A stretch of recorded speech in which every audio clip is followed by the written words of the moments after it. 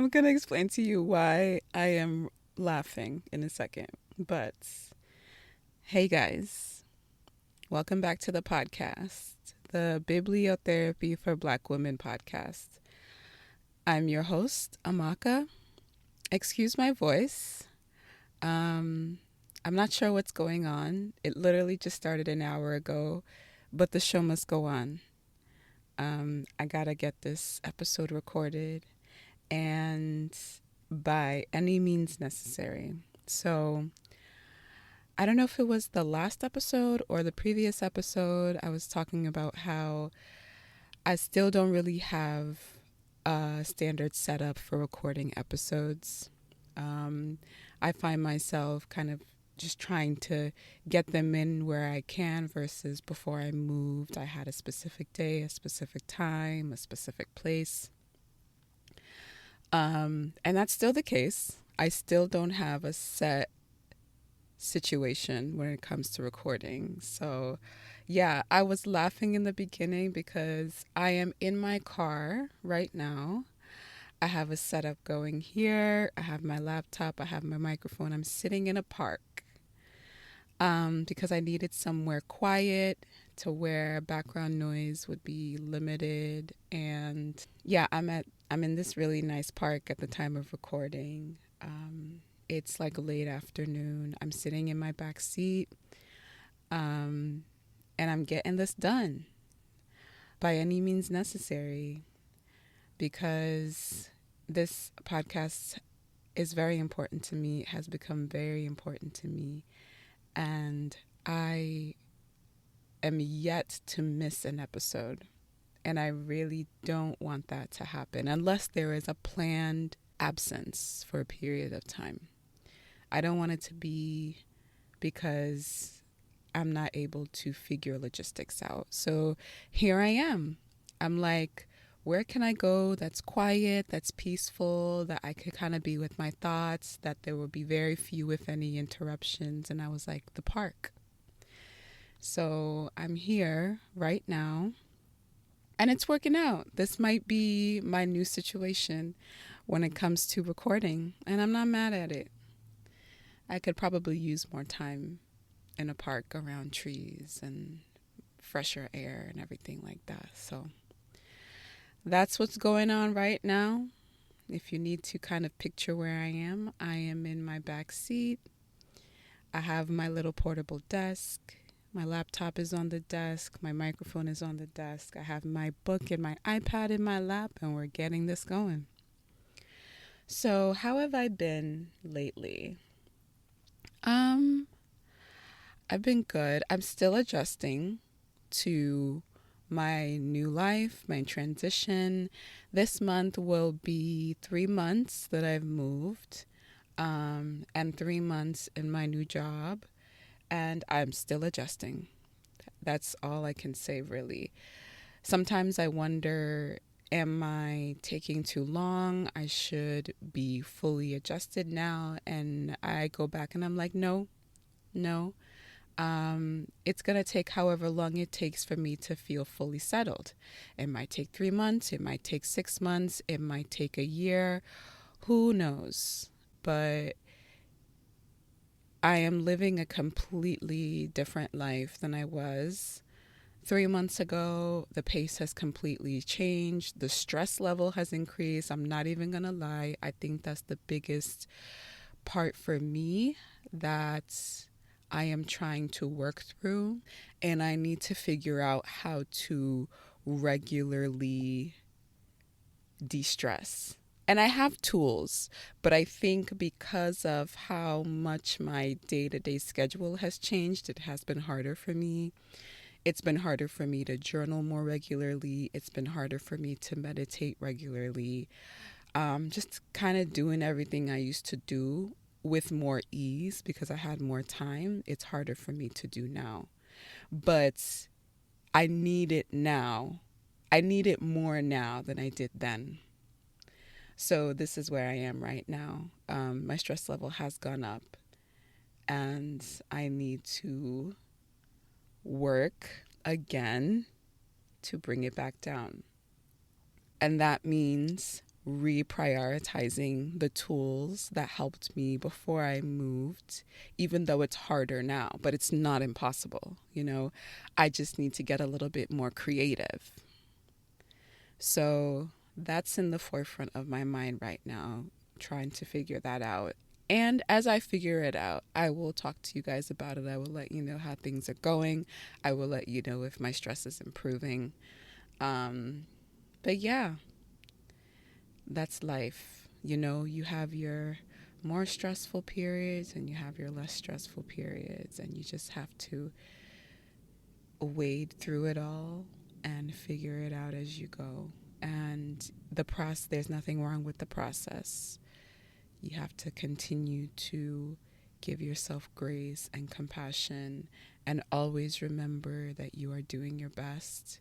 I'm talking to me more than you guys right now, but I think no matter what, anyone who's listening might also appreciate this. Offering yourself grace and compassion through this process, because it's not easy, and your best is going to vary from second to second. Literally, my best varies from second to second these days. But in the grand scheme of things, everything is good and everything is going to get better. So one huge highlight for me, though, is I started swimming lessons last week. I have been wanting to learn how to swim for real, for a very long time. I was able to teach myself how to float in the water, so I can float. And from there, I was kind of able to teach myself how to kind of like swim, quote unquote, on my back very slowly, because I kind of just move my arms in a very kind of like, flowy type of pace in the water, and I slowly move my body. But I am taking legitimate swimming lessons so I can learn the different strokes, and I can learn how to control my breathing, and I kind of progress from there, because I really I love being in the water, and I love how I feel when I'm like swimming, quote unquote, like when I'm on my back and I'm kind of moving. It's a very good workout, and for me, it's one of those types of exercises that don't feel like exercise because I'm just having fun. But then when I come out of the water and I am done, my body feels like it has done so much work, which is good, because you don't feel it. I don't feel it in the water, but I feel it when I come out. And I really get, a good workout from that. So I'm in the position now to be able to afford private swim lessons. So I was like, this April, we're going to get it going. I'm a member of my local YMCA, so I reached out to them, asked them, how can I go about signing up for private lessons? They told me how to do it, and I did it. And I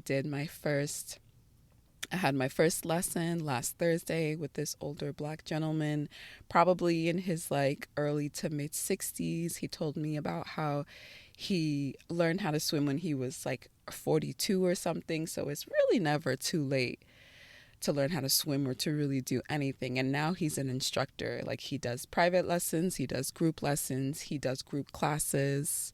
So I was really inspired to hear him say that. And I was really eating up everything he told me in our first lesson. We covered a lot. We covered, just how to breathe in the water. We covered how to kind of enter the water when you're trying to start swimming. But we mostly focused on breathing technique for the first class. And yeah, he's a very warm teacher, a very encouraging teacher. And I felt good. From when I first met him, he just has that like really warm personality that, charismatic, that many people can be attracted to.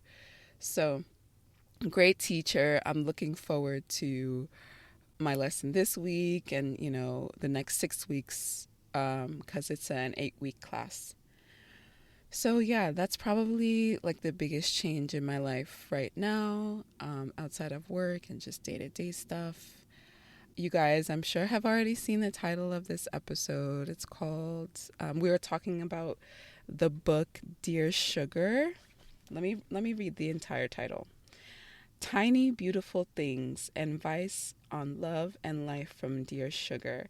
And the author is Cheryl Strayed. I hope I'm saying her last name right. I have heard of this book many times, and I have known about this book for a very long time. And the first place that I heard it from was Myleik Teal, who I follow on Instagram, and I followed her for a very, very long time. Probably almost as long as I've been on Instagram, I've been a consumer of Myleik Teal's content, not just on Instagram, but with her podcasts, and everything she shares. She's just a great resource, and I'm sure a great person. I've never met her in real life, but from what I glean from what she shares, she seems to be a very genuine, sweet, warm, dedicated, hardworking person. So anything that she shares, I usually make a mental note. And this book was one of the first things I remember seeing from her when I first started following her. Oftentimes she does Q&As, and people might ask, what's like a go-to book, or what's like a life library type of book that you need to have in your personal library. And oftentimes this book is what she would mention. So it's been on my list for a while, and I decided to finally read it. It's also been recommended by one or two other people who I follow. But when I think of this book, I think of Myleik, because she's the one who mentioned it first that I heard, and continuously after that. So essentially, this book is a collection of column responses from Cheryl Strayed. She is responding to letters that people send to her about all different types of things in life, whether it's about work, family, dating, sex, anything and everything. They write to her about it, and based on her life experience and what she knows to be true, she will respond. So there are a little, maybe between 60 and 70 letters and responses to letters in this book, but obviously we're not going to go through all of them. I'm going to pick a few to talk about. Ones that I read and I kept thinking about after I finished the book. The first one that I loved a lot was Write Like a Motherfucker.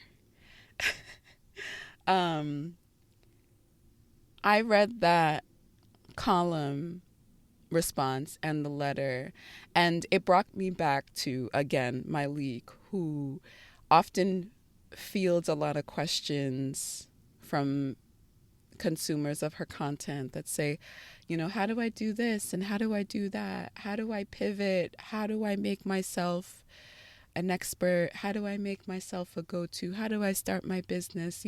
She gets a lot of questions in regards to kind of professional leveling up. And a theme in a lot of her responses is you just got to do the work. Because a lot of times folks want an answer that kind of gives them a shortcut, or kind of like a major key, or something that's like a secret on how to get the results but not have to do the work to get the results. And time again, Myleik is like, you got to do the work. Figure out what work is needed to where you need to go to get to where you need to go, and do it, And that's not always the response that I think folks want, but it's the response that's true. It's the response that's needed. And if there's anything that has taught me that you just have to do the work, it's recording this podcast, because In order to have content to talk to you guys about every couple of weeks, I need to read. I need to up my knowledge game, whether it's books, whether it's psychiatry stuff, reading journals and reference books for topics like depression, which I've done in the past, and anxiety, which I plan to do soon, and other topics. Like, there's no cutting corners with a podcast like this, like, it's either I read or I don't. And if I don't, then I have nothing to share, or it's harder to have content to share.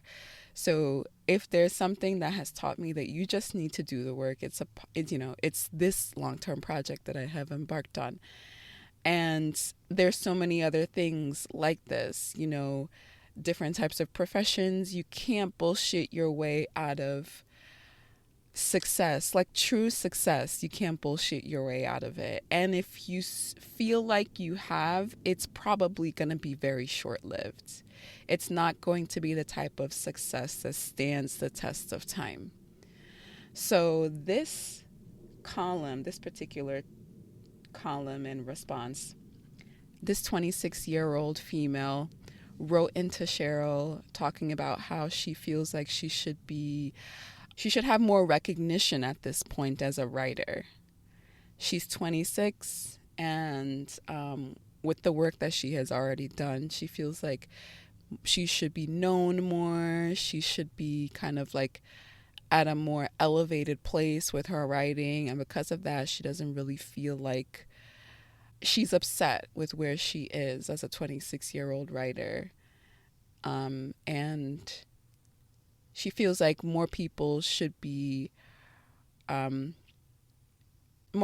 take her work seriously, and she feels like she's supposed to have more accolades and be more recognized for her work. So with that, Cheryl responded to her, and I'm going to read a couple of excerpts of the response. When I was done writing it, I understood that things happened just as they were meant to, that I couldn't have written my book before I did. I simply wasn't capable of doing so, either as a writer or as a person. To get to the point I had to write my first book, I had to do everything I did in my 20s. I had to write a lot of sentences that never turned into anything, in stories that never miraculously formed a novel. I had to read voraciously and compose exhaustive entries in my journals. I had to waste time and grieve my mother and come to terms with my childhood, to have stupid and sweet and scandalous sexual relationships and grow up. In short, I had to gain the self-knowledge that Flannery O'Connor mentions in that quote I wrote on my chalkboard. And the quote that she is referring to is, "The first product of self-knowledge is humility." Do you know what that is, Sweet Pea? To be humble? The word comes from the Latin word humilis and humus, to be down low, to be of the earth, to be on the ground. That's where I went when I wrote the last word of my first book, straight onto the cool tile floor to weep. I sobbed and I wailed and I laughed through my tears. I didn't get up for half an hour. I was too happy and grateful to stand. I had turned 35 a few weeks before. I was 2 months pregnant with my first child. I didn't know if anyone would think my book was good or bad or horrible or beautiful, and I didn't care. I only knew I no longer had 2 hearts beating in my chest. I'd pulled one out with my own bare hands. I'd suffered. I'd given it everything I had. I'd finally been able to give it because I'd let go of all the grandiose ideas I'd once had about myself and my writing. So talented, so young, I stopped being grandiose. It was only then, when I humbly surrendered, that I was able to do the work that I needed to do. And then, further on in the column, the most fascinating thing to me about your letter is that buried beneath all the anxiety and sorrow and fear and self-loathing, there is arrogance at its core. It presumes you should be successful at 26, when really it takes most writers so much longer to get there. It laments that you'll never be as good as David Foster Wallace, a genius, a master of the craft, while at the same time describing how little you write. You loathe yourself, and yet you're consumed by the grandiose ideas you have about your own importance. You're up too high and down too low. Neither is the place where we get any work done. We get the work done on the ground level, and the kindest thing I can do for you is to tell you to get your ass on the floor. I know it's hard to write, darling, but it's harder not to. The only way you'll find out if you have it in you is to get to work and see if you do. The only way to override your limitations, insecurities, jealousies, and ineptitude is to produce. You have limitations. You are in some ways inept. This is true of every writer, and it's especially true of writers who are 26. You will feel insecure and jealous. How much power you give those feelings is entirely up to you. But the best possible thing you can do is get your ass down onto the floor. Write so blazingly good that you can't be framed. Nobody's going to ask you to write about your vagina, hun. Nobody's going to give you a thing. You have to give it to yourself. You have to tell us what you have to say. Now, I'm skipping around in this column excerpt, but I mean, what she says is pretty clear. This 26-year-old woman is lamenting about not being a successful writer, but hasn't done the work to become a successful writer. And, there's so many different ways we can go with this within the context of 2022 and the type of life that we live in nowadays, and social media and everything, and feeling like everyone has it all and we're supposed to be in a certain stage of life at a certain time. But there's so much that we don't see. And whatever we see, a lot of it is frivolous. A lot of it is not legitimate. When it comes to real success, there's so much work that goes into it, work that is not seen, and work that had to start somewhere. When you think about the people who are on top, who are experts in their fields, who are the go-to opinions about specific topics, a lot of times they have been working in those fields forever. And they started as an intern or they started as an assistant, and they literally had to work their way up day by day, hour by hour, task by task. And they had to be, the underdog, and they had to take on work responsibilities that no one else took on, and they had to go to work early and stay late.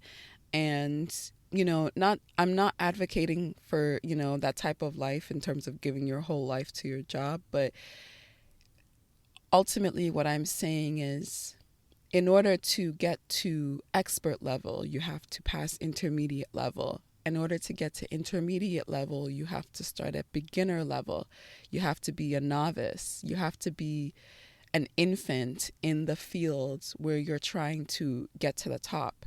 And in this excerpt, the 26-year-old woman wanted the accolades and the recognition of an expert writer, but she wasn't working at the level of an expert writer. She wasn't producing at the level of an expert writer.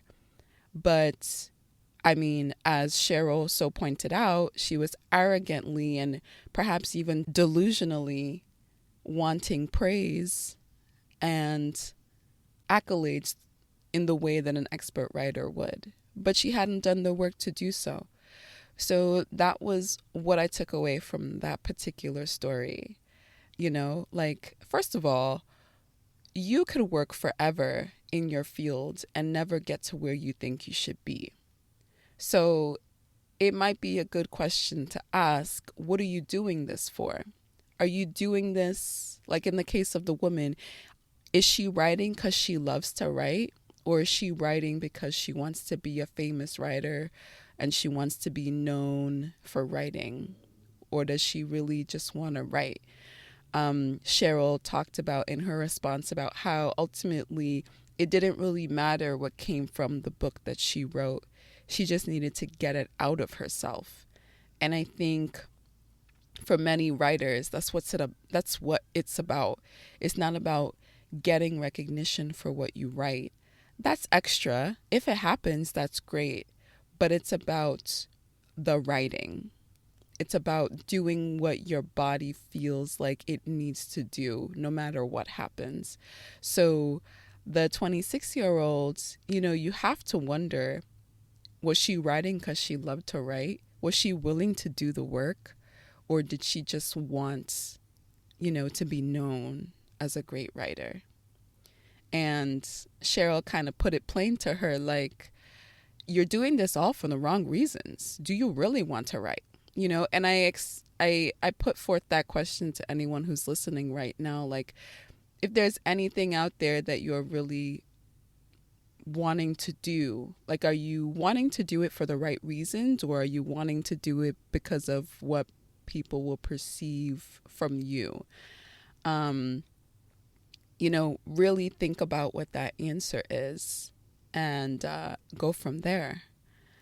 So, when it came to this particular chapter, what I got from it is, one, you got to do the work. If you really are really about it, get down to the ground floor and do the work. And if you don't want to do the work, then what do you want to do? If you don't want to do the work for that particular thing, what are you willing to do the work for? Maybe that's something that you need to consider as something that is more in line with what you want to do and what your passions are. So the next two columns I wanted to talk about were of similar themes. The first one is Noah's Golden, and the second one is A Glorious Something Else. So for these two letters, the writers talked about family members who they have had very tumultuous relationships with. For Noah's Golden, it was a woman who was getting married, and she had had a very rocky relationship with her father, and she was contemplating whether to invite him to her wedding. Her fiance thought that she should, but he wasn't really privy to what she had gone through. In A Glorious Something Else, the writer of the letter talked about their brother who had emotionally terrorized them since they were young. And they no longer wanted to be involved in the brother's behavior. They no longer wanted to really communicate with the brother. And it was going to be tough because the parents were still having a hard time kind of standing their ground with the brother. So ultimately, with both of these letters, Cheryl responded saying that it's tough when it comes to family, in the case of the father in Noah's Golden and the brother in A Glorious Something Else, because we're oftentimes made to feel like we have to tolerate anything family does because they're family and they're blood. But Cheryl took an approach with these letters, which I very much agree to and actually have made decisions based on this in my life, that family is family, right? That's all well and true, but family does not get a pass to treat you like shit because they're family. Boundaries are important in cases like these, like in No Is Enough, where the father has had a very rocky relationship with the daughter and drinking has been involved, and she did not want to worry about what her dad would do at her wedding since his behavior can be very unpredictable. And Cheryl was like, you have every right not to invite your father to your wedding.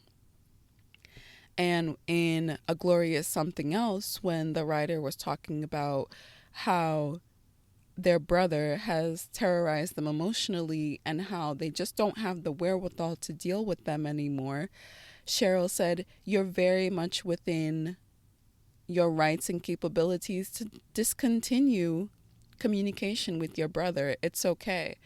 And I'm also very much amongst those who believe that if it comes to that, if it comes to making the decision for your own mental health and well-being, that communication needs to be severed or temporarily discontinued by someone who's unfortunately a family member, then if that's what you need to do, that's what you need to do. And you're very well within your right to do it. I talked a little bit about this in a previous episode when I was discussing Nedra Tawwab's book, Set Boundaries, Find Peace. Sometimes you have to set boundaries with family members, because if you just continue to let them do what they do, you're only harming yourself by letting them have access in that way. You know, letting the father have access to the daughter who's getting married, and her not knowing how exactly he's going to behave on a day as important as her wedding day, and remembering everything that he's done to her in the past. Like, I totally agreed with Cheryl when she said, you have every right not to invite your father to your wedding. And many people may not understand your decision making. Your future husband may not understand your decision making, but it's okay. If you know that you're going to feel better, and if you know that mentally you're going to be able to get through your day better without wondering what unpredictable behavior he might do, then he doesn't have to come. And in A Glorious Something Else, Cheryl tells the writer that you do not have to subject yourself to the emotional damage that your brother may impart on you coming home for Christmas because you want to see your parents. And it's unfortunate because the parents are in the middle, but it's not necessarily the writer's responsibility to try and manage that or, navigate that. The parents have their own relationship with the brother, and they need to figure out how to go about that. But if the writer, has the ability to minimize or completely discontinue communication for a time, perhaps in the future the brother will realize himself and turn things around. But in the meantime, if you know you don't have the ability to take what he is doing, and you don't have to take it. So I think those two particular letters and columns, I related to them a lot because I have had to deal with this in my own personal life. And it's not easy. It's tough. But do I regret the decision I made? No. And I know that a lot of folks who have had to make this decision, though it was tough in the beginning, have not regretted having to do it. And making a decision such as this, when it comes to having to unfortunately not be close with a family member or deliberately cut ties, it doesn't always have to be permanent. Things can turn around. Best case scenario, you're able to come back together and be in a better place with that person. But in the meantime, it doesn't mean you need to take bullshit. It doesn't mean that you need to take emotional damage. It's hard for some folks to agree or believe that this can be done, or, that this is appropriate. But if there's anyone out there who is struggling with a decision like this, who maybe has a family member who they just really can't deal with despite multiple tries, and are considering maybe for a time setting a strong boundary when it comes to communication, let me tell you that I support you in that decision. And if that's what you need to do, go ahead and do it. if it means that your mental health and your sanity will be spared and improved, then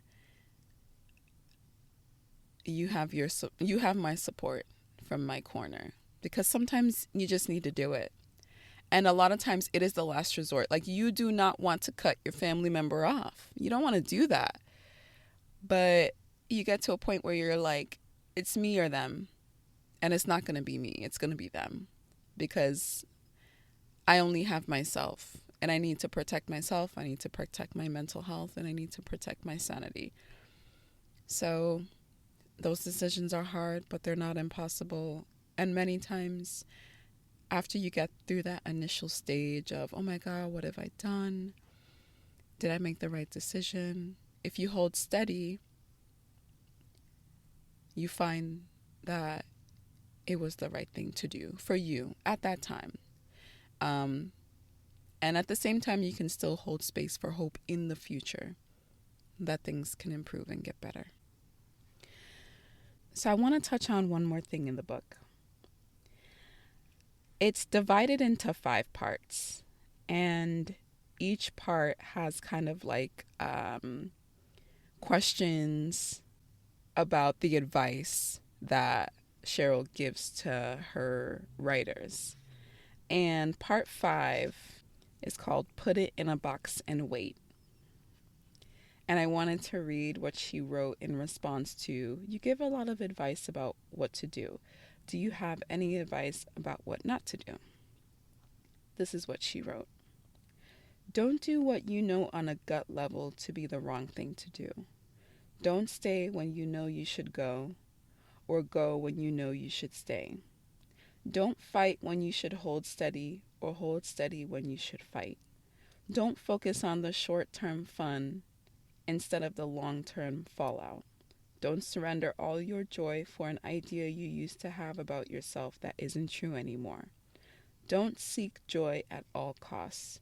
I know it's hard to know what to do when you have a conflicting set of emotions and desires, but it's not as hard as we pretend it is. Saying it's hard is ultimately a justification to do whatever seems like the easiest thing to do. Have the affair, stay at the horrible job, end a friendship over a slight, keep loving someone who treats you terribly. I don't think there's a single dumbass thing I've done in my adult life that I didn't know was a dumbass thing to do while I was doing it. Even when I justified it to myself, as I did every damn time, the truest part of me knew I was doing the wrong thing. Always. In the years past, I'm learning how to better trust my gut and not do the wrong thing. But every so often, I get a harsh reminder that I've still got work to do. So ultimately, she's saying that a lot of the times, and I know this is true for me, your gut tells you what to do. And sometimes your gut tells you to do the hard thing, and you want to do the easy thing, but it's not going to get you the result that ultimately is meant for you. And when you go the easy way, or you take the decision that is against your gut, you falter and you get the result that you did not want, or things don't go the way they were supposed to. And I find this to be true for me. Whenever I don't go with my gut, it doesn't work out. It doesn't work out. And sometimes, you try to rationalize to the point where you feel like it's your gut, but deep down, if you really quiet the noise, it's not. So I really appreciated her response to that question. A lot of things just boil down to your gut, because ultimately there's like a mind-gut connection. Just going a little scientific really quick, a lot of the receptors in the GI tract are the same as the ones in your brain. So when someone asks you what your gut tells you, it's almost like saying, what is your mind telling you? Because deep down, a lot of times we know what we're supposed to do, but there are so many things coming from different directions telling us different things, and it can drown out our inner voice, and then we end up doing what we ultimately know wasn't what to do, and we go the way we weren't supposed to go, and then it can just be a disaster. But if anything is a reminder. It could be this, in every instance, at every time when you can, go with your gut. Go with your gut. Go with your gut. So I only touched on like 3 or 4 letters and column responses in this book, but there are so many. There's so many. Like I said, there are over 60 different letters and responses, and they all have something to teach you. There's so much about marriage, relationships, friendships, work, colleagues, affairs, children, anything and everything, really. Death, so much that can be taken away from this book. In terms of general life advice, it doesn't necessarily mean you have to agree with everything. I didn't agree with everything that I read in here, but Cheryl is responding based off her life experiences. These are her most educated and knowledgeable opinions, but it doesn't make it the only opinion. It doesn't make it the right opinion. It just makes it her opinion. And if the writers in the column resonate with the responses and the, kind of perspectives that she was offering, then they're free to go with it. But we all ultimately have autonomy, and we have the ability to make our own choices. And that's what this book boiled down to at the end of the day. She gave what she thought was her most sound advice, but it was up to the writer to take it, and that's ultimately, when it comes to us, that's what it boils down to. We are able to hear the advice and perspectives, but given to us by any and everyone around us, but ultimately it's our choice to take it and to decide, does this go with what I feel? Does this go with my gut feeling? And then go from there. So with that, I'm going to end the podcast here. I want to thank you guys for listening as always. If you reach the end of this episode, thank you so much. If you have listened to a past episode, thank you so much. If you are a new subscriber, regardless of platform, thank you so much. If this episode or past episodes have impacted you in a positive way, please rate and review us on Spotify and Apple Podcasts. Please recommend this podcast to folks who you think might like it. If you have any questions for me about anything, mental health, therapy, psych-related, book-related, please reach out to me at btbwpodcast@gmail.com. Again, that's btbwpodcast@gmail.com. Thank you. As always, thank you so much. I hope you guys enjoyed this episode, and I will talk to you guys soon. Bye.